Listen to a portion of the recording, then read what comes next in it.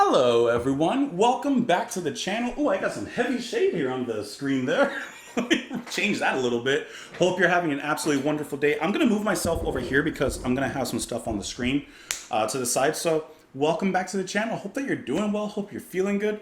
So we're almost near the end of the year here, and Spotify always does a Spotify Wrapped video where they kind of show you like who your most listened to artists and bands and et cetera are. But they also have this kind of new thing that I thought was kind of cool. Thought we'd take a look at it. And it's the Insta Fest. So what it does is it takes all the data from your Spotify listening, puts it all collecting in some sort of collective brain or whatever, spits it out into your perfect music fest. So it has it separated by your music fest of course, albums and artists and bands you've listened to for all time, the last 6 months, and then for the last 4 weeks. So I just thought that this be like a little fun little extra video. So you guys can also see like what I listen to. And sorry, the fan is like, I'm sure we're blowing into the microphone. You guys can see what I listen to mostly, and in a sense, what the algorithm says my perfect festival would be. So let's actually start off with all time. Like this is the like top artist I listen to all time, like period, you know? So I'm gonna pop it up here on the screen if it's not already. So looking at this festival, we got 3 headliners. David Sylvian, which just makes sense. Genesis, which just makes sense. And then Yes, which just makes sense. So looking at this David Sylvian lineup, we have Massive Attack, love him. Jethro Tull, love him. Brian Eno, Steely Dan, Deftones, A Tribe Called Quest, Gentle Giant, Tears for Fears, Talking Heads, and All Shall Perish. Let me tell you, out of that lineup, I think that All Shall Perish is the is the dark horse in that one. Out of all these classical art rock and ambient progressive rock bands, you have a deathcore band.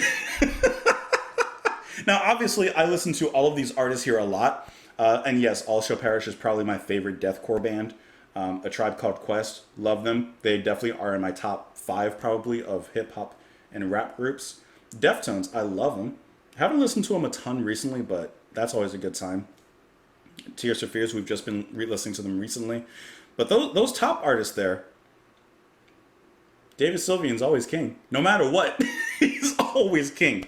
And then moving down to the next lineup, you got Scott Walker down there, which I believe should be probably closer into the David Sylvian festival in that lineup. I feel like that matches a little better. Tyler, the Creator, is going to be the odd man out on this one, but I love his music. His albums have been absolutely amazing recently. Mike Oldfield, of course. Poppy. I've only listened to one album by Poppy, but I really enjoy it, even if admittedly at this exact moment I don't remember the exact name of it. It's I can see the album cover because it's probably one of the most iconic album covers of recent music. It's when she's in like her death metal, black metal makeup.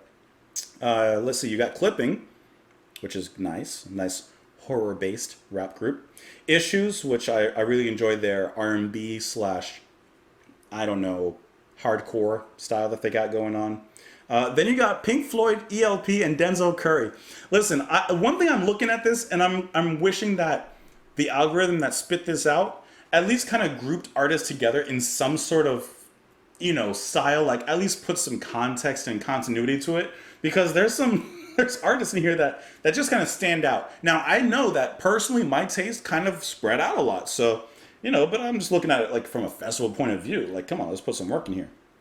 Then, yes, Kate Bush, Harold Budd, David Bowie. That's a great little headline, to be honest. Rest in peace to Mr. Budd. Then you got Van de Graaff Generator, Japan, Kiasmos, which is like a duo, an electronic duo that combines kind of minimalistic, I guess, techno with ambient recordings, I guess you could say. I don't remember the name of the main gentleman in there. Is it Oliver Arnolds, maybe? It might be him or it might be someone else. Then you have a nice little lineup here at the end. King Crimson, XTC, Opeth, and who else? Who else on here but Kanye West? Now, before anyone throws a tomato, I have not listened to Kanye West in a while. Admittedly, not since some things happened in the news. Let's move on to my last 6 months. You know, some of these are going to pinpoint more collectively what I've been listening to recently. So last 6 months, we have a slight change up here. David Sylvian, of course, like I said, is always going to be remaining king. But then if you get into the smaller details, the supporting acts, The Comet is Coming. They released, I would say, easily one of my top albums of the year this year, with their mix of really interesting electronics, jazz, I guess you could say hip hop even. They just have a really unique and eclectic style of music that they perform, really based in jazz, but branching out into kind of this cosmic electronic, sound. Then you have Leprous in here, and then White Ward as well. Another one of my favorite and top albums of the year. I can tell you that immediately.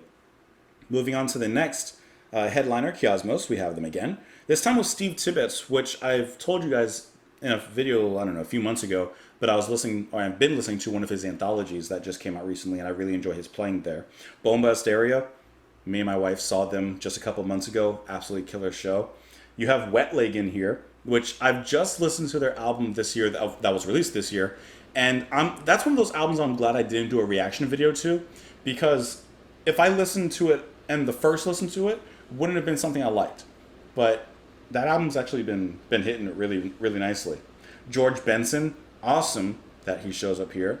And then moving on to the final headliner, Soshi Takeda, kind of a vaporwave, new age, new world, techno kind of sound. I really enjoy what Soshi Takeda is doing there.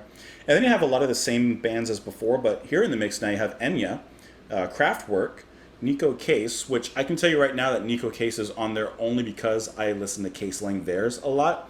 I don't think I've ever heard of any of Case's music solo. I've only heard her because of her music involvement in Case Lang theirs. Then at the end you got Birth, who also released one of the best albums this year. A great throwback to progressive music, but also in some ways pushing it forward and just as good quality.